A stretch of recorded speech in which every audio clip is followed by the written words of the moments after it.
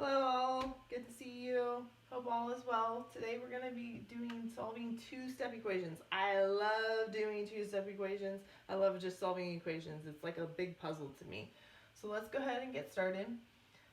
So one-step equations, what was one step? So if you look at this, this takes one step to do. So all I have to do is add 5 to both sides.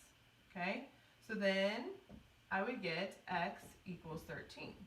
So I only did one step here, okay? And then on this one, I would just subtract 13 on both sides. And then I would get 5, x equals 5. This one here, 4x equals 12, divide by 4. So I divided by 4, that's one step. So then x equals 3. And then this one here, since I'm dividing by 12, I need to multiply by 12 on both sides. And then I get x equals 48, okay? These are all one step. Now we're going to be going on to two steps, so let me show you that. So this is the two-step equation. So I have 2x plus 3 equals 9, and I want you to check your answer. So the first thing that you have to do is undo the adding here. So first you always start with adding and subtracting. If there's anything being added or subtracted to the variable, that's where you should start first, okay? And then after you get rid of the whatever's being added to it, then you can work with what's being multiplied or divided. It's kind of like undoing your orders of operation or undoing GEMDAS. So let's go ahead and get started with this one. So I have 2x plus 3 equals 9. So the first thing that I see is I see the variables being multiplied by 2 and then adding 3. We're going to start with the adding 3. The opposite of adding 3 is subtracting 3. So we're going to subtract 3 on both sides. So I get 2x equals 6. Okay? So the next step is, now I'm at I'm at a one-step equation. This was 2. Now I'm at one step, so I have 2x equals 6. So what's happening to the variable? It's being multiplied by 2. So I'm going to the opposite, or to undo that, is to divide by 2. So I'm going to divide by 2 on both sides.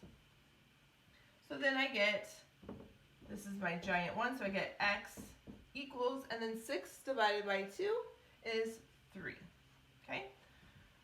So then let's go ahead and check our solution. So I have x equals 3, so I'm going to rewrite my equation and plug in this 3 into here. So I have 2. I always like to put parentheses and write everything else the same besides the x, right, or the variable. And I'm plugging in 3 here. So what is 2 times 3? That's 6. And I have plus 3 equals 9, so 6 plus 3 is 9.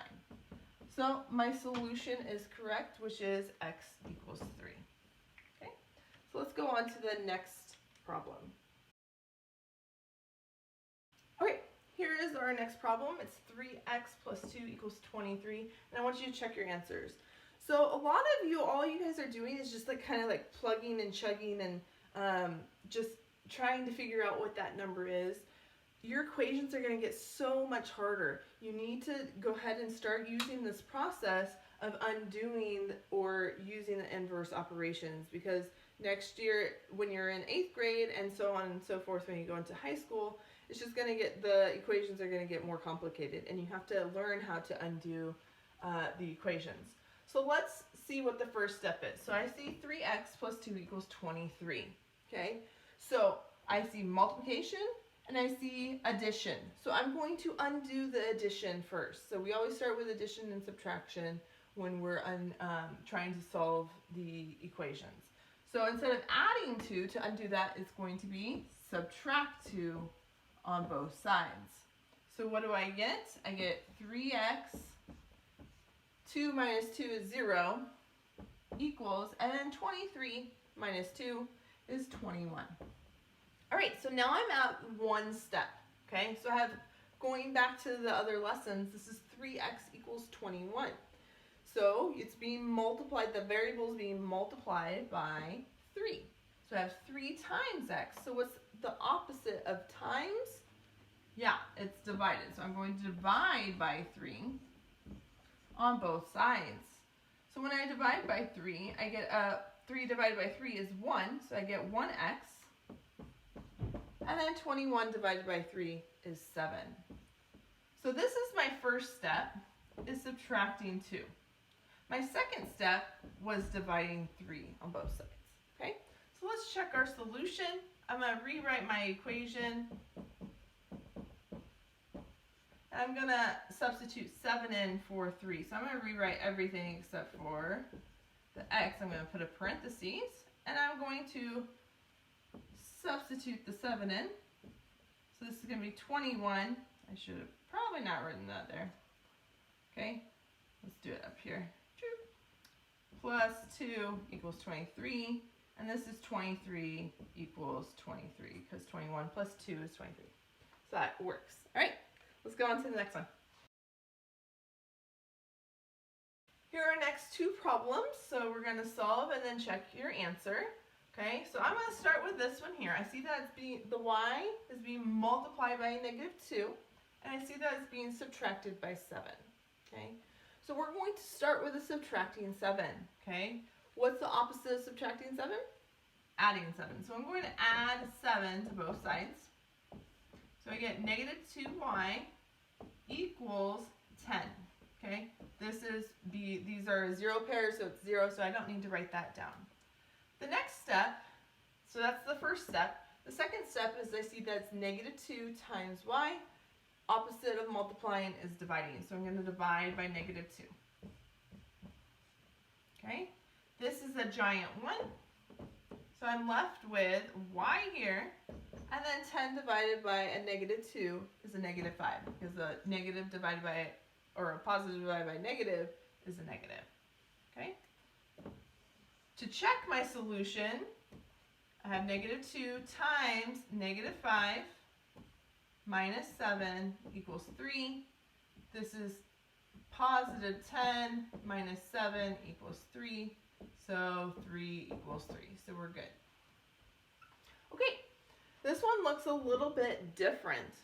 So I see my variable now here, and it says 1/5 r. Okay, and then I see plus 4. I'm going to first work away from my variable, so I want to get anything that's added or subtracted to it. So this case, I have a positive 4. So I'm going to do the opposite of the adding 4 to this 1/5 r, and I'm going to subtract.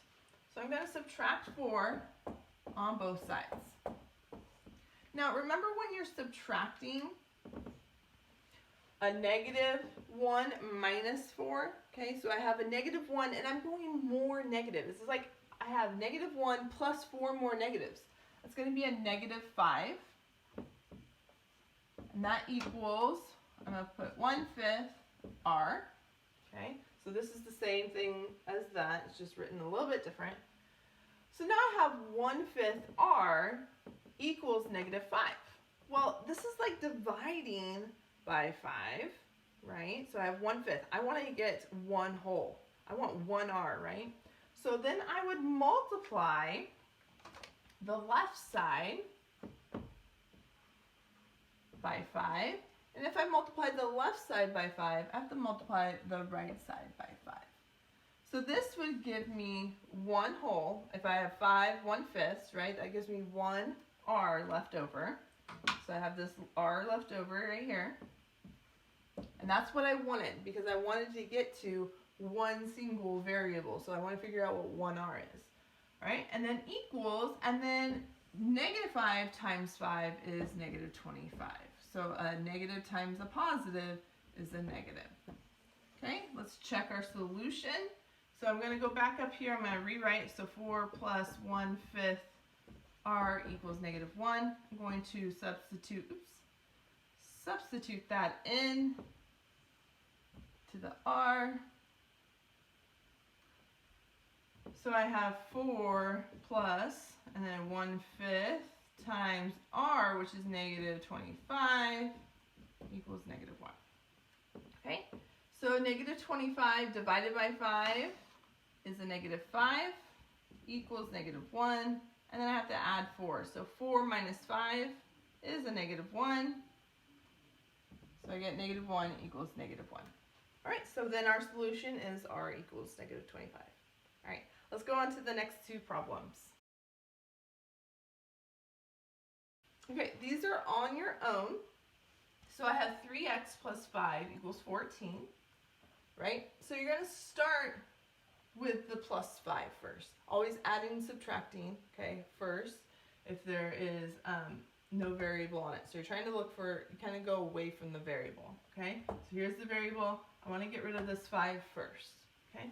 So let's look at this one. The variable's here, so I want to get rid of this negative 2 first. So the opposite of negative 2 would be plus 2. So you'd add 2 to both sides. All right, these will be part of your practice problems. I hope you guys are all doing well. Bye.